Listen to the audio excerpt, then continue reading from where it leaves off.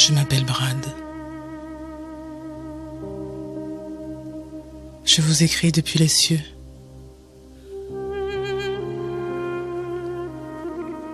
J'avais la vingtaine, j'habitais à Hambourg, précisément à Nianing. Un jour, devant ma glace, je me suis regardée et j'ai dans ma tête déroulé tous mes problèmes au quotidien.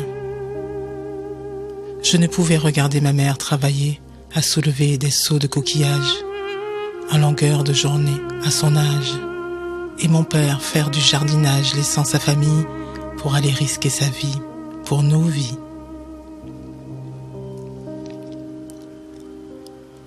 J'étais un petit pêcheur et aussi diplômé avec mon bac en poche.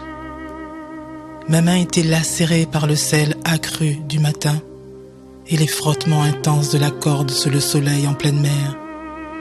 Je rentrais souvent bredouille, juste de quoi manger, aujourd'hui et demain, Dieu seul sait.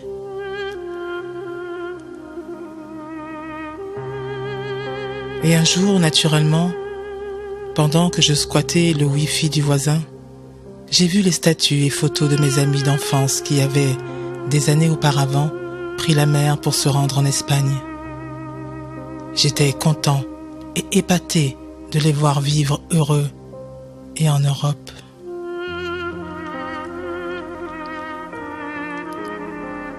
J'ai pris un bon temps à penser à eux et à moi, mais j'en ai parlé à personne. J'en avais pas le courage, pourvu d'être comparé à eux. Mais dans mon cœur, mon courage me disait de prendre la mer. Un bon matin, j'ai vendu le moteur de la pirogue à 350 000 francs pour embarquer dans une pirogue et rejoindre l'Europe. Une semaine plus tard. C'était un samedi vers 19h. Je dis à ma mère que j'allais voir mes amis, prendre du thé avec eux et que je dormirais là-bas s'il se faisait tard. À 23h sur la plage reculée de Hambourg, j'ai embarqué dans une pirogue avec 124 autres personnes, direction l'Espagne.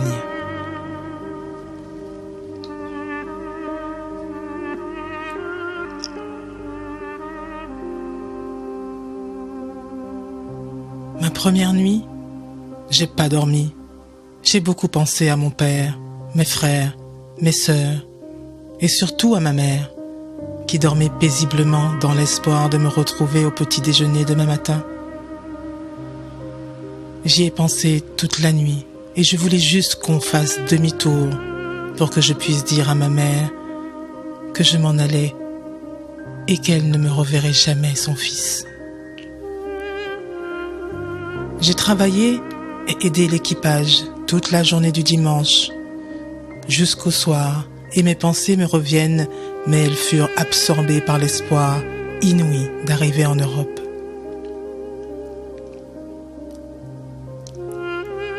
La soirée du lundi fut mon dernier jour sur cette terre.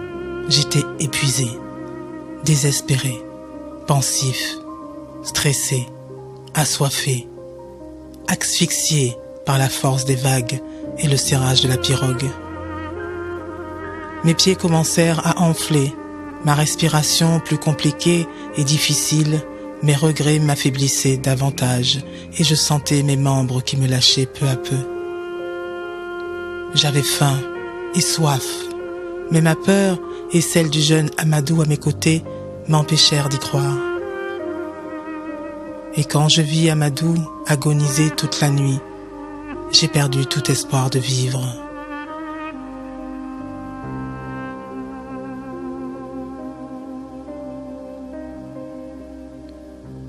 Le mardi, très tôt dans l'aube, j'ai senti que c'était la fin de mon aventure. La pirogue se vidait progressivement de ses occupants, de son eau et de sa nourriture. À 5h34 du matin, mon cœur ralentissait et progressivement, tout devint sombre et ténébreux.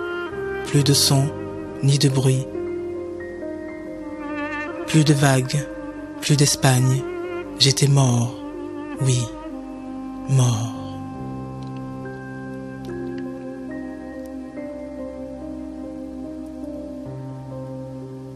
Dès les premières lueurs du soleil,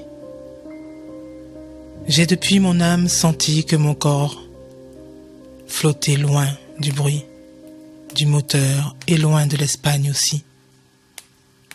On m'avait juste balancé dans la mer, à 1001 lieues de ma terre natale de Nianing. Depuis le ciel, je vois la souffrance de mes proches à la tombée de la nouvelle, et j'ai compris mon erreur, celle d'avoir pris une pirogue. Les larmes inconsolables de ma mère, la tristesse de mon paternel, et le vide immense dans le cœur de mes sœurs, frères, amis et connaissances. J'aurais tellement aimé être là avec vous, mais la mer en a décidé autrement.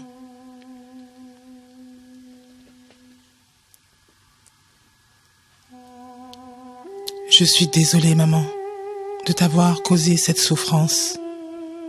Et depuis le ciel, je dis à vous, autres vivants, la mer n'est pas la solution. À jamais, elle le sera.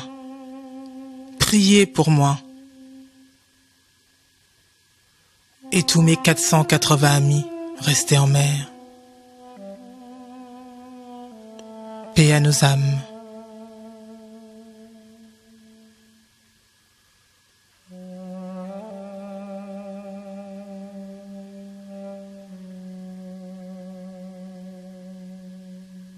Texte de Njogu Brad Sarr.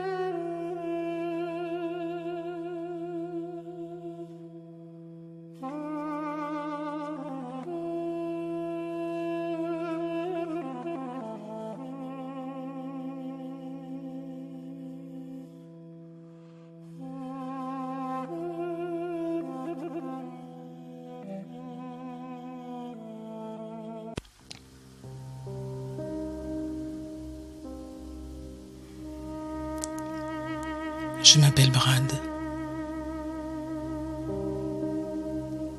Je vous écris depuis les cieux.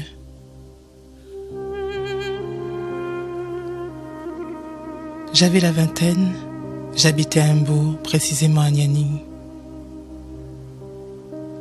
Un jour, devant ma glace, je me suis regardée et j'ai dans ma tête déroulé tous mes problèmes au quotidien.